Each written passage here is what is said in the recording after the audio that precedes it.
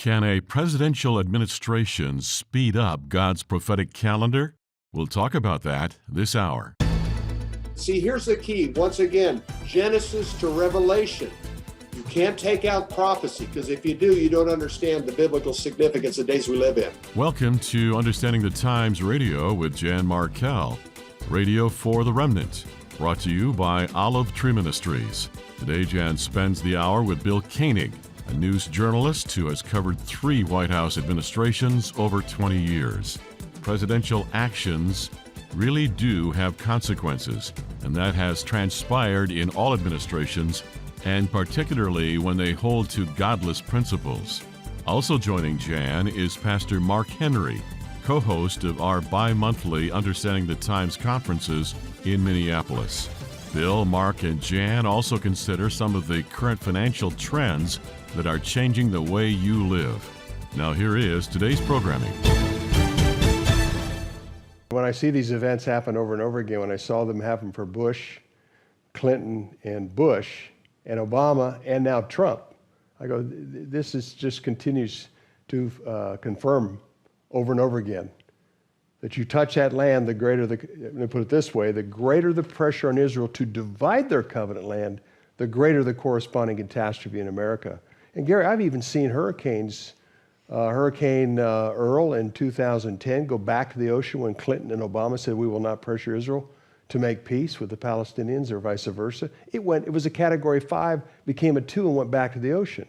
Or when President Bush was standing, George Bush was with Ariel Sharon at the UN in September 2005 when he said, we will not pressure Israel to do what they don't want to do. Wow. Ophelia, that was about to hit the Outer Banks of North Carolina, dissipated and went back to the ocean.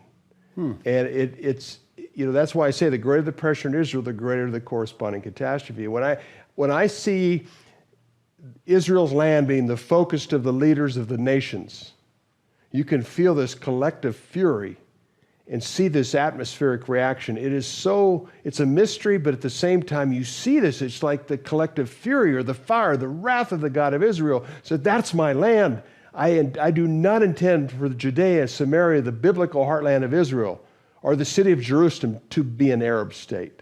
Welcome to the program. I'm so glad you can join me for the hour. I'm spending the hour with the familiar voice of Bill Koenig, whom many of you know from many sources, actually.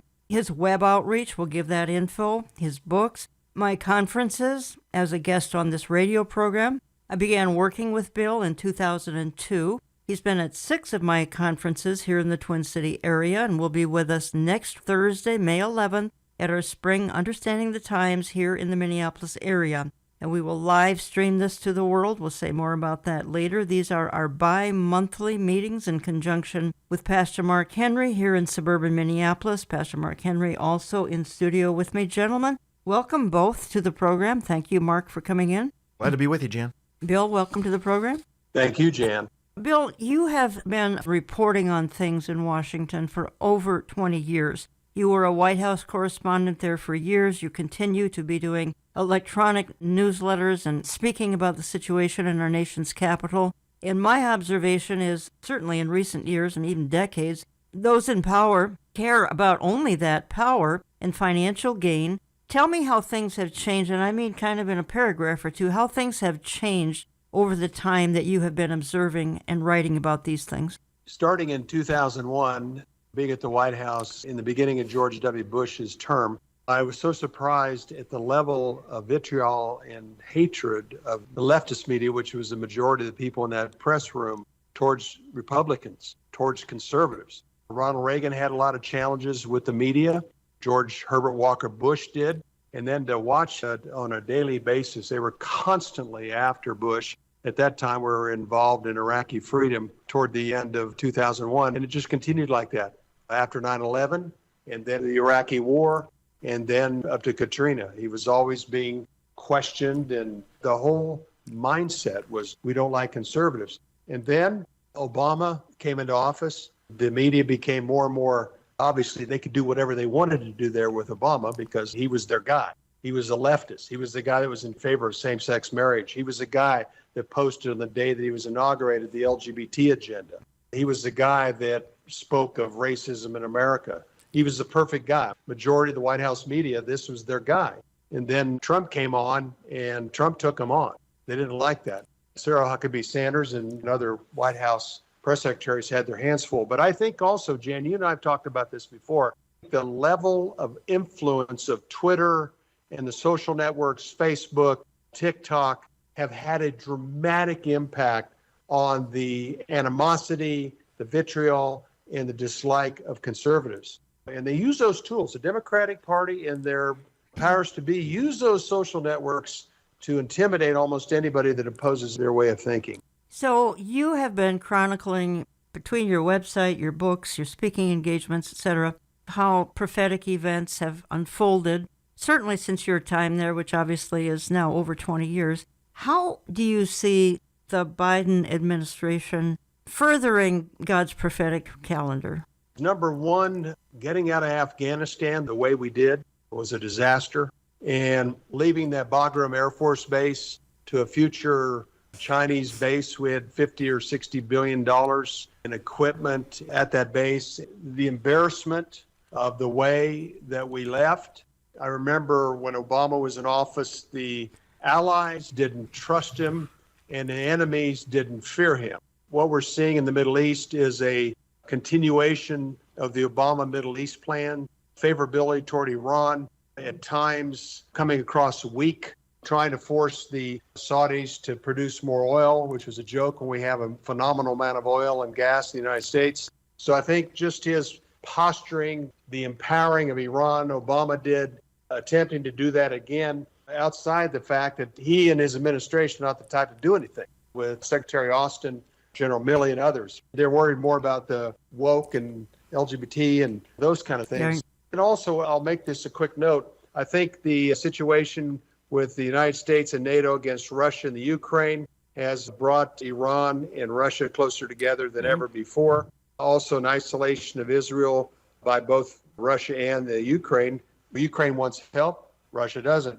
And then also the situation with Taiwan, the role there, and also the compromise of the Bidens with the Chinese. Yes. So these are final day markers that are being accelerated by the Biden administration. Yeah, and Jen, as I think about that question, how is this tying into prophecy? Back in the 80s when I trusted Christ as my Savior, I'm reading through the scriptures, and I didn't find America as the world superpower. We find this revised Roman Empire, we find the Antichrist during the time of the tribulation, and all of this unfolding, of course, after the rapture of the church. And so I remember asking people, it's like, well, if America's not the superpower, I mean, how does this take place? And it was incomprehensible how America could be removed. And I remember even, I was in high school, I said, that's impossible. The American dollar, the American economy is too strong. There's no way these other countries could lead the world. Here we are seeing the collapse of the American economy, American leadership. Literally on every front, we are being reduced to a middle power. And mocked on every side. And we're seeing this unfold right before our eyes. So is President Biden involved in this? Absolutely. Whether he knows it or not, and I'm a patriot, I'm for America. America's a land of people and an idea that all men are created by God and equal. Those are under attack, but this is part of the unfolding of the last days, and we're seeing it right before our eyes. It really is. So, Bill, about a week ago, Joe Biden actually stated that he is going to run for president in 2024. Sorry, that does seem unthinkable. Do you have any idea, and you and I have talked privately about this, and I know you feel that he may be nominated, but it's not going to go very far. I think you even feel that Gavin Newsom will be stuck in there as a candidate. Just give me your thoughts on that. I think a lot of people, including myself, are surprised that Biden has got through 2.5 years. Yeah, exactly. It's obviously diminishing cognitively, and some of the gaffes he does on a weekly basis have been very problematic. I know some of the key people that have been in his administration, for the most part, whether Obama was outside administration, Susan Rice, Ron Klain, and others have been calling a lot of the shots. So one other quick note here, as far as Biden's prophetic final day role, is what you covered so well with a lot of your guests, the World Economic Forum, the digital currency, the digital passports, the program you just had with Michelle about the World Health Organization, trying to get the United States part of, or being obligated to the World Health Organization. So right now he's serving a purpose for the globalists, the guys that want to be in complete control of everything. So I think, with a long answer to your question, Jan, I don't see how he's going to make it physically and mentally. And I think that we're going to continue to see it diminish. I think at this point, Gavin Newsom's probably best known guy within the Democratic Party.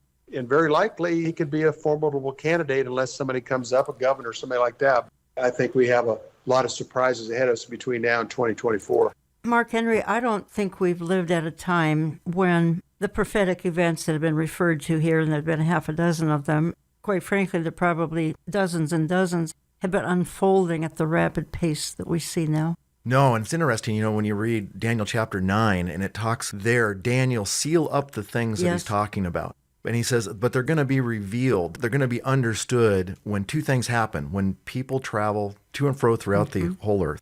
And then secondly, knowledge increases. And you think about those two things in light of human history. My grandmother used to go to church in a buggy. My great-grandmother, she raised me. And she would talk about they'd have to get the horses and they'd have to hook up the buggy. So if you go back through human history, all through human history, as fast as a horse could go, that was the speed of man. But now, and you think about knowledge increasing, AI technology, the compounding of that. And so we're seeing these things happen at a very rapid pace. We shouldn't be surprised. It should move everyone's heart to believe in the Lord Jesus Christ and seek him these days. If you just joined me, you're listening to Understanding the Times Radio. I'm Jan Markell. Have in the studio with me Pastor Mark Henry, Revived Church, Brooklyn Park, Minnesota. He co-hosts the bi-monthly Understanding the Times events here in the Twin Cities, and you can always watch them live or post-program, either markhenryministries.com to watch it live. Bill will be with us on Thursday, May 11th, 7 to 9 p.m. Central Time, always Central Time. Doors open at the church at 6 p.m., and that's Revived Church, 7849 West Broadway, Brooklyn Park.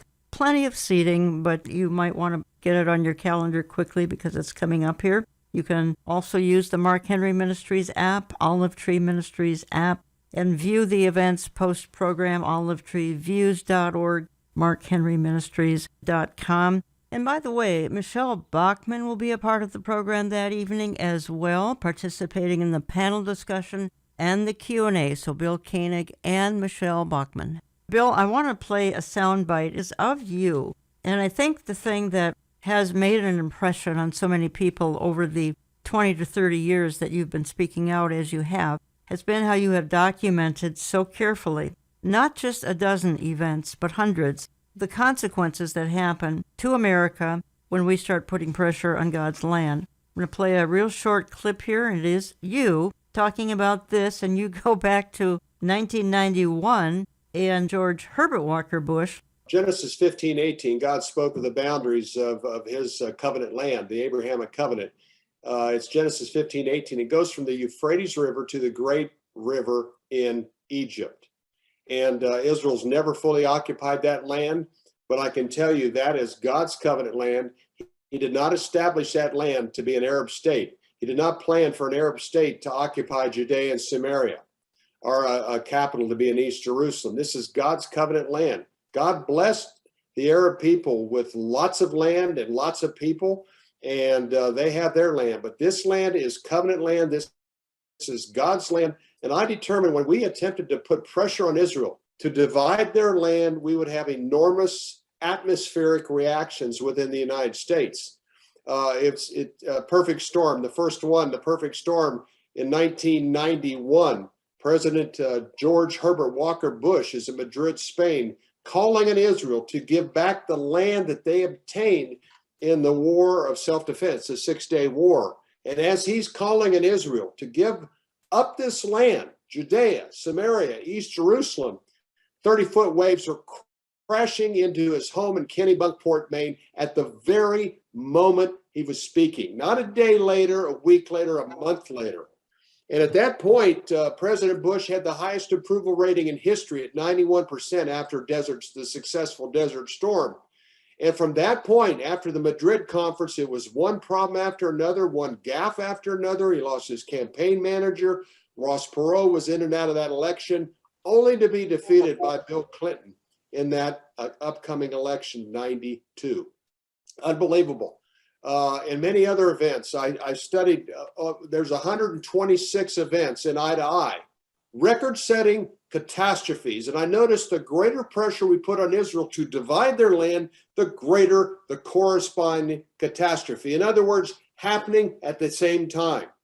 And every president that's attempted, well-meaning, hoping that Israel would live in peace, but every president went along with giving up that land for a future Arab state or a future state, there were consequences. If you'd like to actually read the book that Bill is referring to, Eye to Eye, Facing the Consequences of Dividing Israel, it is a wonderful and a fascinating book. Find that at his website, watch.org, watch as in watchman. And the other book he's written is Revealed, Obama's Legacy. Bill, is the pattern continuing even as we speak? Absolutely, Jan. It happened in Texas during the major freeze in February of 2021. There was 4 things the Biden administration did in about 72 hours. And that polar vortex came and hit Texas like, man, unbelievable. The way it hit, the disruption it caused. Another major event happened when he had Prime Minister Bennett in the White House. He was putting pressure on him to go forward with the peace process. We had another record-setting weather-related event happen at the very moment that he was in the White House with Prime Minister Bennett from Israel. And then last summer, Ian, that was a massive, going to be the second or third biggest event in U.S. history that was taking place as Biden's at the UN calling for Israel to go forward and take the peace process as serious. They had forced Lapid from the interim Prime Minister UN to talk about his favorability of starting a peace conference. Ian came ashore shortly thereafter. That was an incredibly costly event. You see these events, and it's hard sometimes, especially for the people that live through these hardships. But I've documented over and over again 126 events in Eye to Eye, plus we've added another 14 that took place during President Trump's time in office, as well as 4 or 5 that have happened since Biden took office. And what's interesting now, we've had tornado outbreaks recently. From my history, the major hurricanes happened during the Bush and Trump terms, and major record-setting tornadoes took place during Obama's time in office and now Biden's time in office. Mark Henry, from your position as a pastor, do you feel that the sheep, I'm not referring necessarily to everyone in your congregation, but in general within the corporate church, even understand some of the concepts we're talking about here? No, and it's really sad. Genesis 12:3 says, Abraham, I'm going to bless you, and I'm going to bless those that bless you and curse those that curse you. And you read all through the Bible, Jan, every time somebody is attacking God's covenant people, the Jewish people, there's always massive consequences. Then by the time they enter into the land, there's these consequences that come. In fact, God, even in Joel 3, talking about the future when he brings all the nations of the world against Israel in the Valley of Jehoshaphat, and he judges them, it talks about how they scattered Israel, and that's why he judges them and why they divided up his land. What you do to Israel really matters. We see it everywhere in the Bible. We see it over and over and over again, which shouldn't be missed. And I think there's another element, Jan, and that's this. God is no respecter of persons. It doesn't matter if you're president of the United States or some obscure person. It doesn't matter if you're from this party or that party. When you go against Israel, there's going to be consequences. Jan, I wish the president would stand up and say, you know, all of the Arab nations own a lot of property. And God said from the great river Euphrates down to the great river of Egypt should be Israel's. That's right. So let's talk about a peace plan where you guys give up some property and give them that. Mark, before we even take a midpoint break here, we need to have you talk about, and again, now we're back to referring to what's coming up on May 11th. At your church here in Brooklyn Park, Minnesota, northwest suburb of Minneapolis, the Pastor's Huddle. What is it? Why are you even pursuing a Pastor's Huddle? Jen, one of the things you and I have often talked about is how we need to strengthen the church and help people understand the great truths and realities that God has a plan for Israel. He has a plan for ethnic Israel. He's got a plan for the church. And at the end of the time of the Gentiles, which we're currently living in, there's going to be this rapture, and God's wrath is going to fall upon the world and is going to bring Israel to a place of repentance. And we're going to see this great revival. All of Israel will be saved at the end of the tribulation period. We need to be sharing these things. And so just as you and I were talking, I was so blessed as you and I just started brainstorming and thinking about how we can strengthen pastors along these lines. So we started the Pastor's Huddle. The first one's going to be this May. It's going to be 3 days. Pastors come in. We've got a good friend of mine, Dr. Michael Powell. He's a longtime servant of the Lord, graduate of Dallas Seminary from the old days, from Dr. Pentecost and Ryrie and Woolvard generation. That's who he was trained under. He's just a great servant of God. He's helped me understand the scriptures. We're going to be talking about a dispensational hermeneutic as it applies to Daniel and Revelation, and that's what pastors need to understand. That's May 10th, 11th, 12th coming up. It's in conjunction with our meeting here with Bill Koenig, and I think it may be getting close to almost being filled up, but we're looking towards October as well. Yeah, so we're going to have a number of these. This first one is in May, and then the next one is in October. And I want to encourage you pastors, listen, you need to spend time with really godly men who have pastored a long time, who have studied theology. We want to look at the complexities because, quite honestly, most pastors are being trained from a preterist perspective, from a replacement theology perspective. And guys, we need to spend some time with some really godly men, sort these things out, and preach the scriptures in their entirety. Bill Koenig, one of your burdens, and mine, and for that matter, Mark's as well, is the fact that there are at least 100 million, let's keep it to America, 100 million Americans attending replacement theology churches. Mark and I have talked about that on air before and at our conferences before. Let's hear it from your perspective. Why is this almost a catastrophe? Well, in 2004, the Lord put in my heart to look at all the major churches in America and add up the total. And at that time, Jan, it was 100 million American church attendees that went to replacement theology churches. It's probably somewhere in that area today, maybe a little bit less. But the bottom line here is we have a majority, about 65% of our church in America, that has no understanding of the biblical significance of the state of Israel, no idea that God is going to judge the world. They have no idea of Christ having a millennial reign. And most important for us as evangelicals, an even thought of a rapture. They have no idea or understanding of a rapture. So these four things, most of the people that are in church in America have no idea or understanding. And again, the biblical significance of God's time clock, which is Jerusalem and the state of Israel. Mm-hmm. This is a tragedy of our lifetime. I'd concur, Bill, and I have ministered in some of the denominations represented in your list there. And there are some wonderful people in some of these churches. They have no idea what they're missing out on. They have no idea that not being able to understand God's plan for the ages using the Jewish people is sort of the center of our faith, which sadly there are too few denominations even touching on. Absolutely. But I think there's going to be an opportunity, Jen. I think more and more are saying, do you know about the apocalypse? And it's giving us opportunities, Jan, and programs like yours and the work that Mark's doing with pastors and others, like the work that we do, is pointing people to the biblical significance of the scriptures. I remember I had some Orthodox Jews that were Torah observers. They were correspondents to the White House. And anytime something would happen in Israel, the Middle East, they'd come to me and go, where's that in the Tanakh or the Old Testament? I said, well, look at Daniel 9:27. Look at Zechariah 12. Look at Isaiah 63. And I'd start giving them a lesson on prophecy. Again, 27% of our Bible is Bible prophecy. It's as relevant today as it's ever been. And we are a blessed generation that very likely is going to see our Lord's return to a nation called Israel, the New Jerusalem. So it's an opportunity for us to be there, to share. And at some point, I think when times get even more challenging, people are going to want to have a more biblical perspective, something that a lot of people don't even have. I wish that time would hurry up. You're right. I can't keep up with everything that's happening. Mark, and I know you refer to things from the pulpit all the time. I'm sure you have trouble keeping up and inserting everything into the messages that you give or programming like this because it's breaking so fast. Never like this in my lifetime. Hal Lindsey once said that he used to read the newspaper every day and was hoping to find something that would connect to prophecy. And if he found one, he just said he was so excited. I found something that I can use in my program or whatever. And today, it's like, Jan, which one do we pick from? Or you take a newspaper, fold it up, and throw a dart, and you got three of them. Bill, let me hit one more topic before I take my midpoint break here. But we have a former U.S. president under fire. They're trying to indict Donald Trump, although they never seem to arrest or indict anyone on the left for similar concerns. Where do you see this going? Jan, when you think about it, look what Trump has been under. The attack he's been under since the day that he declared his desire to be the nominee of the Republican Party in 2015. It's unbelievable what he has been through.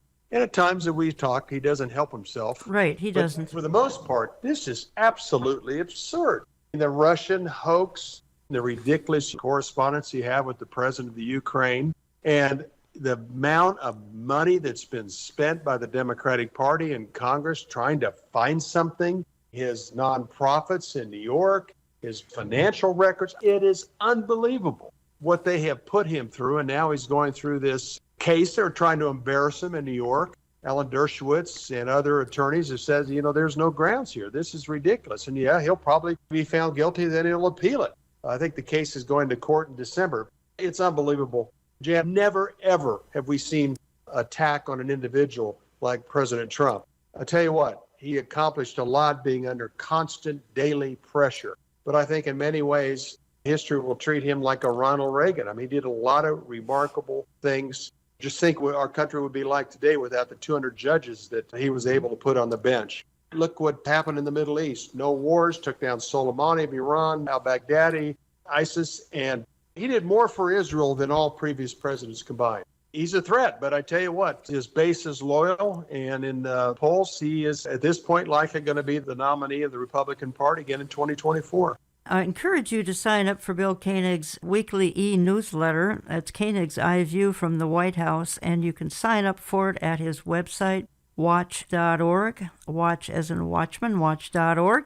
And again, find his books posted there, Eye to Eye, Facing the Consequences of Dividing Israel, and Revealed, Obama's Legacy. I have in studio with me Pastor Mark Henry. You can reach him at markhenryministries.com, markhenryministries.com. He pastors Revive Church in Brooklyn Park, Minnesota, northwest suburb of Minneapolis, revivebrooklynpark.org, revivebrooklynpark.org. We carry his book, which is titled The Man Code, 12 Essentials Every Man Needs to Know. You can find it in my online bookstore, olivetreeviews.org, olivetreeviews.org. And Pastor Mark, your services at Revive Church in Brooklyn Park, Minnesota, the times would be? Saturday at 4 p.m. and then Sunday morning we have a 8 and a 9:30 and 11 o'clock, and the Lord's really blessing. We're really excited. Fantastic music if you like traditional music. Sunday, 8 a.m. and 9:30 a.m., and your Saturday and Sunday at 11 a.m. be more contemporary, correct? That's right. We're going to come back. I've got a lot more questions and issues to talk to with Bill Koenig and Pastor Mark Henry, and we'll do that in just a moment or two, so don't go away. I'm coming right back. Well, FDR had a very, in many ways, a problematic relationship with the Jewish people. There's a lot of Jewish Americans today, and even Jewish Israelis, that were furious at FDR for turning away Jews that wanted to leave Europe and come to the United States during the Holocaust. And as I mentioned, that letter that he had with Saudi Arabia was to appease them. The king of Saudi Arabia, King Saud, had gone back and forth with his concerns with FDR about Israel becoming a state. And then to be replaced 7 days later, supernaturally, the way I look at it, replaced by a man, Harry Truman, who history says by the age of 12, he had read through the Bible twice. He had a Baptist background. His mother was a very strong believer. And his State Department overwhelmingly opposed a state of Israel, a Jewish state in the middle of the Middle East. And he, through his courage and his biblical and family understanding and his close friend, Eddie Jacobson, a former business partner, who was a Jewish man who was very strong on the importance of Israel becoming a state, had an influence on this very key decision. And on May 14, 1948, Israel became a state, fulfilling Bible prophecy. And welcome back. You're listening to Understanding the Times Radio. That was the voice of Bill Koenig, and you've heard him on this program probably a couple dozen times or at my conferences. Learn more at his website, watch.org. My in-studio guest, Pastor Mark Henry. Learn more at markhenryministries.com. Bill will be with us on Thursday, May 11th at 7 p.m. Central Time. Revive Church, Brooklyn Park, Minnesota, live streamed to the world. markhenryministries.com. You can watch it live there. Mark's app, Olive Tree Ministries app. You can find it on our website's post-program. No cost, lots of seating, first come, first served. Again, that's 7849 West Broadway in Brooklyn Park, Minnesota. 7 to 9 p.m. Central Time. Doors open at 6 p.m. And by the way, Michelle Bachmann will be a part of the program that evening as well, participating in the panel discussion and the Q&A. So Bill Koenig and Michelle Bachmann. Bill Koenig, I want to get back to discussion with you here quickly, and that would be, we talked about the favor President Donald Trump showed on Israel, moved the embassy from Tel Aviv to Jerusalem, etc. He did so many things, it'd take us about 10 minutes to list them all. You feel he made a major mistake, and I think that would be January 28th, 2020, when life as we know it changed, certainly in the Western world. Talk to me about that. President Trump was such a great friend of Israel, as previous presidents Clinton and Bush and Obama had promised to do during campaigns to move the embassy from Tel Aviv to Jerusalem. Trump did it. But on January 28, 2020, through the efforts of his son-in-law Kushner, he introduced the Peace to Prosperity Plan at the White House. Michelle Bachmann was there, myself and others, the media and past president and other government officials. Netanyahu was there, people from Israel were there, and Trump gave his plan that also had a map. What was interesting is right after he presented his map that went on Twitter, we had a 7.7 earthquake shake the Miami financial district. What was interesting about that earthquake, usually they come in hot and then they drop to a lower size. That came in a 7.3, and rather than dropping into the sixes, it was bumped to 7.7. I thought, oh, thank you, Lord. Literally 42 minutes after Trump's map that superimposed the map of Genesis 15:18 was presented. Also, later that afternoon, Peter Navarro, a White House advisor, was telling President Trump previously, but especially that afternoon, was telling Fauci and Azar, the health secretary, and Mulvaney, the chief of staff, we've got a huge problem. It's called coronavirus. We need to start shutting down air travel to China. They kind of laughed him off. So Navarro was furious. So the next day, January 29, the day after the peace plan, the Trump-Kushner plan was introduced at the White House, at Netanyahu back, Navarro said, we're going to lose 1 million people. It's going to cost us $3 trillion unless you do something immediately, develop a task force. I also wrote a commentary, Jan, life in America before January 28, when there was great favor on President Trump and our country, to life after January 28, when the coronavirus COVID crisis hit the United States and the world, and also hit those countries that opposed the Trump plan but have favored their two-state plan. It is a distinctive difference in life in America starting with January 28, 2020. And you feel this is a direct consequence because of the action that would disfavor Israel. In other words, some of the territory that does belong to Israel in the Peace to Prosperity Plan, and again in the Abraham Accords that would come up a little bit later, some of that land could be in the future sacrificed for either Palestinian lands or even a Palestinian state. Absolutely. The plan called for 70-80% to be set aside for a Palestinian state. Ambassador Friedman had told some audiences, well, we never really expected the Palestinians to fulfill their obligations. And at the Jerusalem Prayer Breakfast in Houston in February, I talked to former Chief of Staff Mark Meadows. I said, Mark, there was a distinctive difference when that plan was delivered. He said, well, we never thought they would accept it anyway. I said, Mark, it doesn't matter. They continued the two-state narrative. You talk about a future Palestinian state in 70 to 80% of Judea and Samaria, and it talked about a future capital in East Jerusalem. So I don't care whether you guys meant it or not, life for the Trump administration changed dramatically on January 28, led to a COVID crisis, led to vote by mail, the outcome that many of us were concerned about. Right. Your thoughts, Mark? Jan, it just shows that God is no respecter of persons again. Here, the president who had moved, and I remember going to Israel for the first time, and you'd go into Tel Aviv and we'd see the U.S. Embassy, and our Jewish friends would always say, our guides, and they would say, oh, if we could just move that to Jerusalem. And he does that.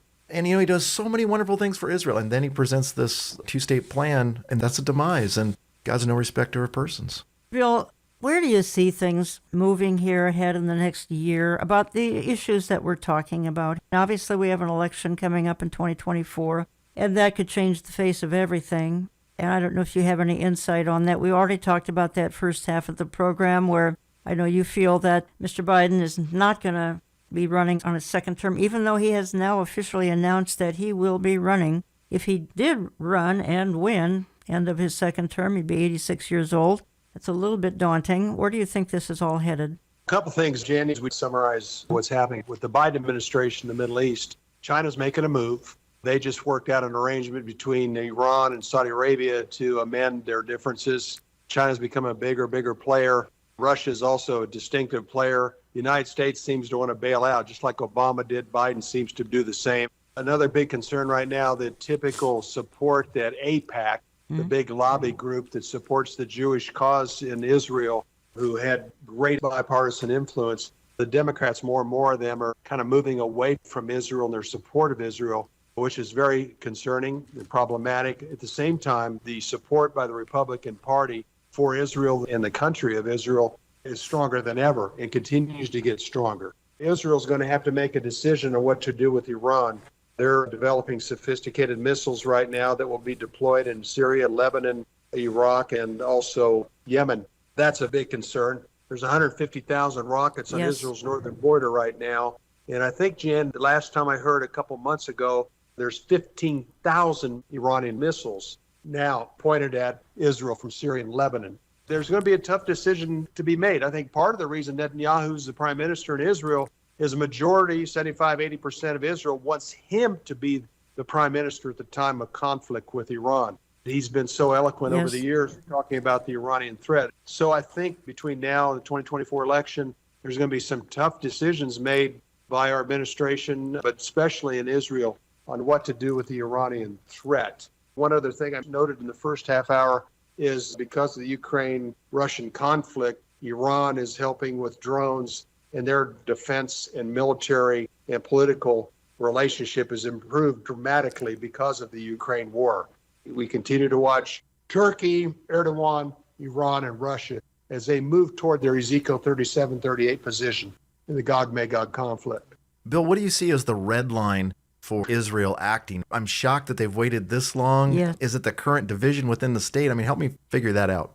2016, according to previous U.S. ambassadors from Iraq and Syria, Jeffers and Crocker, they were concerned that Israel was very close to striking because at that time there were Syrian, Iranians, and Russians just above the Golan Heights inside of Syria. So it was very close to something happening that summer. Then everything calmed down a bit and then moved into the 2016 election. The problem in 2016, Netanyahu could not get the support from his defense industry, his defense minister, and then Gantz and others and previous defense ministers have opposed a unilateral preemptive strike by Israel on Iran. So I don't quite know where it is right now.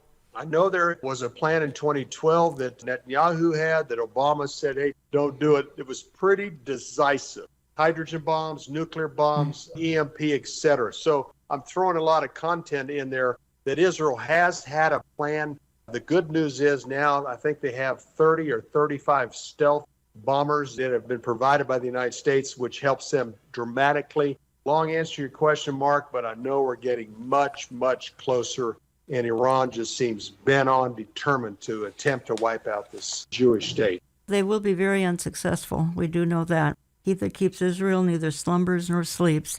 You are listening to Understanding the Times Radio. Jan Markell. Have in studio Pastor Mark Henry from Revived Church, Brooklyn Park, Minnesota, where we hold our bi-monthly Understanding the Times prophecy and current event happenings. Lots of people have been watching online. We appreciate that. I'm sure way over 1 million at this point. I'm just transitioning for a moment. I got an email.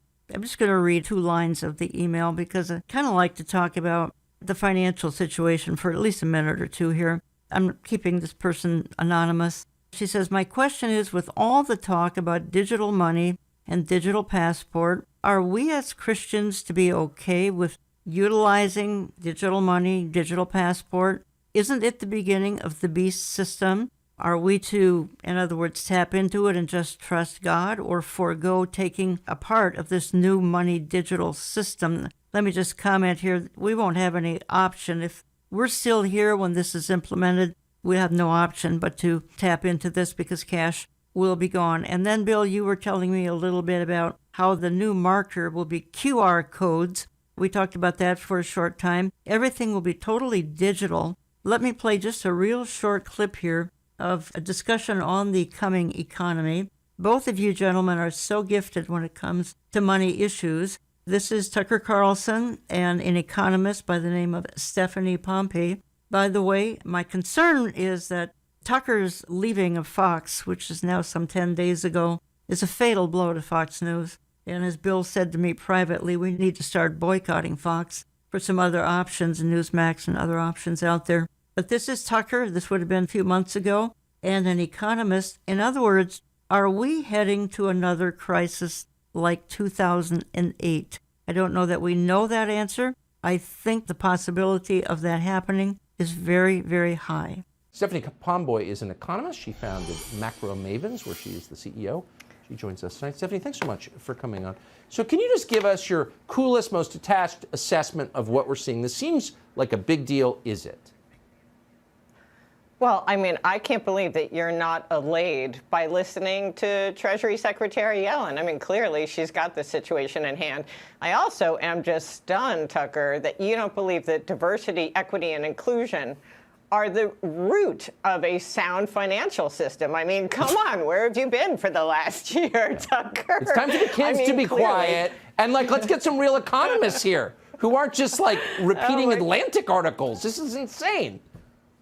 It is absolutely insane. And the layers of insanity. I mean, I can't even believe the videos you showed about the people at SVB, focused on the women's ski vacations and whatnot. It's just nonsense. And you're right. What we're facing right now is really serious. I mean, we are on the brink of a 2008 style financial crisis, and I'm not trying to be hyperbolic. In fact, you and I discussed this at length in our long-form interview several months ago. And at the time, the Fed hadn't even raised rates nearly as high as they have today. And I was saying, look, you don't raise rates in record fashion on an economy toting record leverage at maximum speculation and expect no consequence. I mean, this was clearly going to happen, and now we're seeing the weak links in the chain break. The areas where speculation was most rampant and most egregious are clearly coming down, and they're doing so as they seem to do in all the three-letter acronyms, just like they did in 2008. We're back to the three-letter acronyms. And there'll be a lot more of those. And frankly, I think, this is the unintended consequence of the Fed's monetary policy, yes, layered with really bad fiscal policy on top of it. But essentially, they've been encouraging people to take reckless risks for years just because you had no alternative. You could get 0% sitting in a T-bill or having your money in the bank, or you could run out and you could speculate. And that's what they've done, and that's all coming back to bite them hard. And we've got some major consequences coming at us. And I think it's going to devolve very rapidly because of all the leverage that's been built up here. It's exactly right. If you treated your children like the Fed has treated Wall Street, your kids would all be in rehab. And what they've done is bad, no doubt. Mark Henry, do you feel then that we are, or we could be anyway, on the verge of another crisis like 2008? It seems like things are all lining up to me. I don't think it's hyperbole, Jan, to say that's going to be something like 2008. I don't even think it's hyperbole to say it's going to be worse. Okay. Because when you think about how the middle class is systematically being destroyed, and you think about how the 11 elements of the S&P 500, the index there, and how everything is being gobbled up by the government, these different industries and so forth. Think about everything being broken, everything from healthcare to finance, the banking system, not being able to make anything on your money if you're on a fixed income, and for so long CDs don't make any money and bonds don't make any money and so forth. And now the flip to the other side. And I was just actually out in California with some friends and talking about the housing situation there and looking for a house actually for my son. He just went on staff out there with the church. And the realization, it's multiple families in all of these houses. The middle class is being wiped out, and I think it's going to be actually worse. Bill Koenig, your thoughts on this, please? I agree with Mark. This is a very problematic period. We have, I understand, 50% of Americans living paycheck to paycheck, tremendous amount of stress. Biden and his people were so anti-American production of oil and gas that has raised the price of crude oil to a very high rate that's helped spawn this massive inflation, which more and more people are having to go into their savings to make ends meet because of the cost of everything. As far as the digital currency, the central banks are determined and bent on putting that in place. You've covered it so well, Jan, in many of your programs. The other thing is this implementation of QR codes. I'm amazed at how fast that's happening. In Japan, it's a digital wallet. Everything's done with your iPhone or your cell phone. And I think that's where we're going right now. We're going to see the total diminish of the use of cash. And I know we're rapidly moving in that direction, but then QR codes are so convenient. I don't think by people using a digital currency or a QR code is the mark of the beast, but it's definitely going to move into that direction of the future mark, the implanted mark. To buy or sell, you have to have the mark. But this is definitely moving in that direction, the electronic form of financial transactions. And then we also have cryptocurrencies, another component to this. Federal Reserve wants control over everything, and I question their policies right now again. And once again, it's going to be the big New York and Wall Street firms that are going to make a killing on these higher interest rates, like we've seen with Chase, Citibank, and a few others here recently. So, Mark, what is the Christian to do? Obviously, we can trust the Lord, but it's just something we should be doing beyond that. Every day I'm asked, Jan, and I know you are too here at the Ministry, how do we handle this economic catastrophe, this tidal wave that's coming? Right. And in many ways, there's nothing we can do except prep. We need to prep our souls. We need to prep our assets as best as you possibly can. We need to think about security because as an economy is destroyed, lawlessness will increase. There will be greater threats. I'm encouraging men and women, you need to be thinking about those three things. How do I prepare my soul? It starts with the Lord Jesus Christ. Walk in godliness, draw near to God, never put your trust in assets or men, but always to grow in the grace and knowledge of the Lord Jesus. Think about your assets, manage them well. There's 2,200 verses in the Bible. Those have been applied in all sorts of different economies and all sorts of different time frames, and they're always sufficient. God will give us direction. And we also need to think about security on just a personal level because it's going to be more dangerous. Your thoughts on this, Bill Koenig? How can the average listener who tends to get quite overwhelmed with these kinds of topics, the financial issue, how things seem to be falling apart, at least financially speaking, your word of wisdom to some listeners right now? I think the main thing is, number one, this is an opportunity for us to get closer and closer to our Lord Jesus Christ. Secondly, I think it's very important for us to be sensitive to our families and other people that are worried and concerned about the times we're living in. These are definitely peculiar times, but we're living in the times as Jesus spoke of in Matthew 24 in the Olivet Discourse, as in the days of Noah. I think we shouldn't be overwhelmed by that, even though at times it seems hard not to be, but I think no spirit of fear. That's a big concern today with Christians and people that can't process fear, worry. But I think at the same time, this is an opportunity, again, for people to have a personal relationship with Jesus like they've never, ever had before.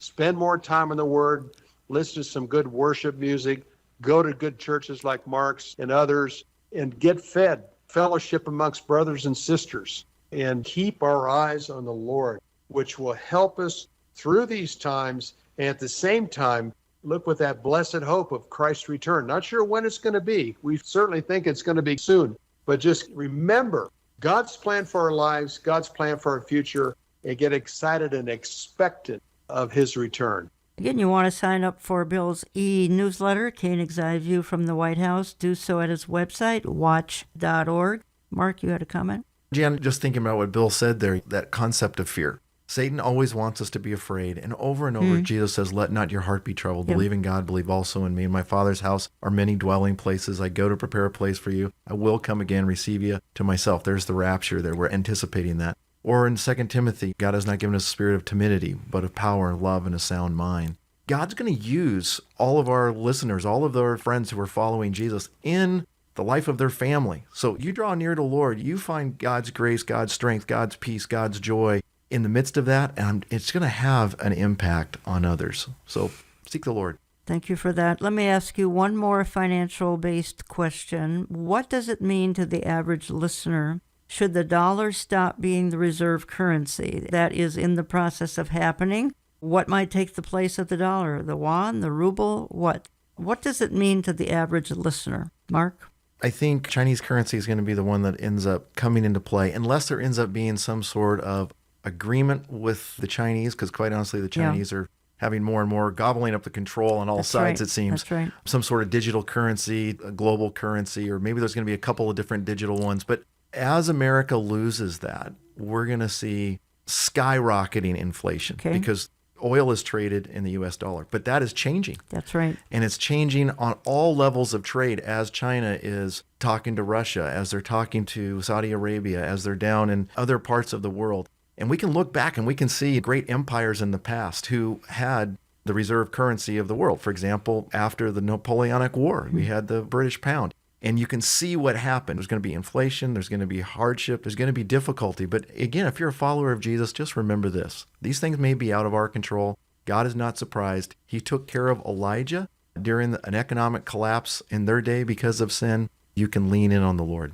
Again, folks, we hope that you'll either attend or tune in next Thursday, May 11th, 7 p.m. Central Time, for our Spring Understanding the Times event, and that would be at Revived Church, 7849 West Broadway, Brooklyn Park, Minnesota. Pastor Mark Henry has been in studio with me to talk about that. Watch it live, markhenryministries.com, the Mark Henry Ministries app, Olive Tree Ministries app. Watch it post-program on my website, Mark Henry Ministries website. Bill Koenig, I'm down to a couple minutes. I want to give that time to you. Anything you'd like to summarize, please go ahead. Well, thanks, Jan. Great being with you and Mark today. I've talked to quite a few friends here in the last couple of weeks, and we all are just kind of what we just touched on, somewhat surprised at the times we live in. I don't think any one of us expected us to live in a day such as this. I mean, we can read prophecy, but to actually live it out, it's so unusual. But it is also an exciting time again. I'm very hopeful, expectant. I don't know when the Lord's coming back, but I have really personally felt a desire to spend much more time in the Word, much more time attending church, watching Christian TV. I just love praise and worship music. We just got to fill ourselves and feed ourselves with the joy of Jesus and the expectation of Jesus. And at the same time, keep praying for those lost ones in your family that you're so concerned about. We hear stories all the time. We've all had personal stories of people in our families that we've prayed for that have now have Jesus as their Lord and Savior. And I think God gave us 27% of the Bible to tell us what's going to happen prior to his return. And we certainly seem to be the generation that's going to see the Lord's return. So let's capture the moment for Jesus. That'll make a difference in our families, in our cities, our countries, and whoever God chooses to bring home with us, we have an influence in those folks as well for his purpose and glory. Bill Koenig, thank you for all you do. Pastor Mark Henry, thank you for coming in today as well. Again, I'm going to just go out of the program here with a comment or two, because no matter what is going on in this world, no matter what evil ensues, we are told that we can have peace and calm in his presence. We've tried to emphasize that this hour. No matter who sits in government, we can have assurance in knowing God sits on the throne. No matter how dim things seem to be or how dark things get in this world, we can know with certainty in our hearts that the sun, S-O-N, still shines. In John 16:33, Jesus states, I have told you these things so that in me you may have peace. In this world you will have trouble, but take heart, I have overcome the world. I want to thank you for listening, and we'll talk to you again next week.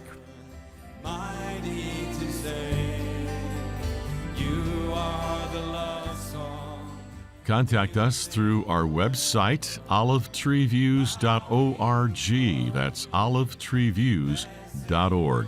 Call us Central Time at 763-559-4444. That's 763-559-4444.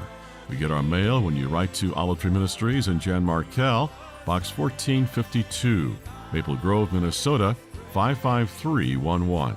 That's Box 1452, Maple Grove, Minnesota, 55311. All gifts are tax deductible. Our times are in his hands, as the Bible says, so they really aren't out of control.